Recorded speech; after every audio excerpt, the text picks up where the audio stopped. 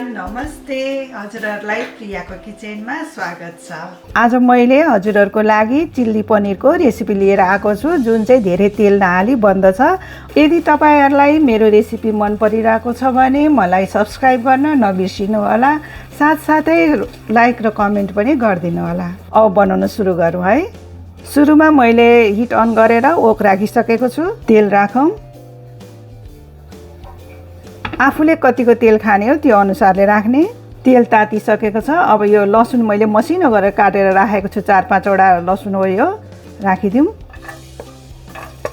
यसलाई हल्का फ्राई गरौँ। अब हरियो खोर्सानी मैले 2टा काटेर राखेको छु, यो पनि राखिदिउँ। अब आफूले कतिको पिरो खाने हो त्यो अनुसारले राख्ने हो खोर्सानी। प्याजलाई मैले यसरी काटेर राखेको छु, अब यो राखिदिउँ।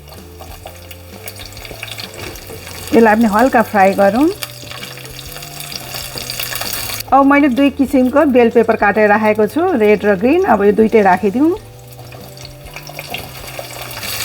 यसलाई पनि हल्का फ्राई गरौँ। अब स्वाद अनुसारको नुन राखौँ।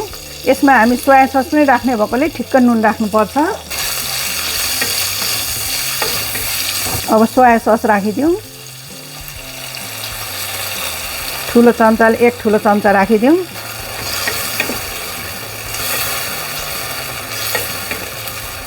अब चिल्ली पाउडर पनि राखिदिउँ। यो रेड चिल्ली पाउडर राखिदिउँ भने अलिकति कलर राम्रो देखिन्छ।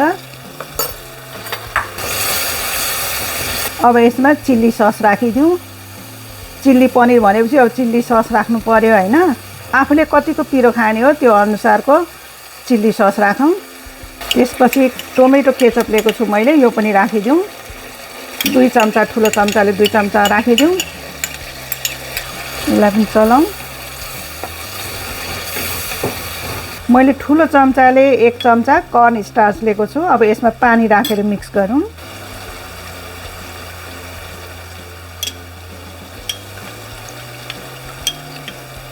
अब थोरै पानी हालेर पकाउँ। र यसमा काटेको धनिया पनि राखिदिउँ। अब यो प्याज चिल्लीलाई चाहिँ पकाउँ।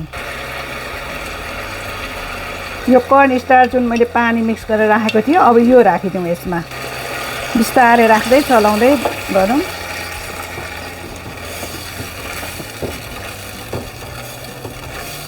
कर्न स्टार्च राखेपछि चाहिँ अलि बाक्लो भएर आउँछ, त्यसैले अलिकति थोरै पानी राखिदिउँ।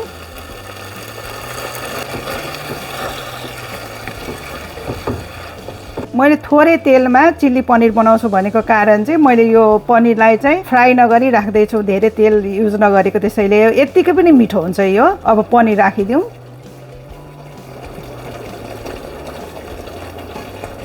अब पनिरलाई पनि मिक्स गरौँ।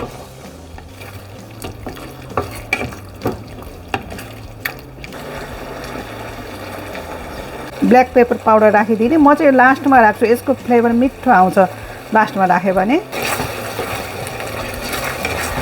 चिल्ली पनिर तयार भइसकेको छ। अब म यसलाई सर्भ गर्छु है।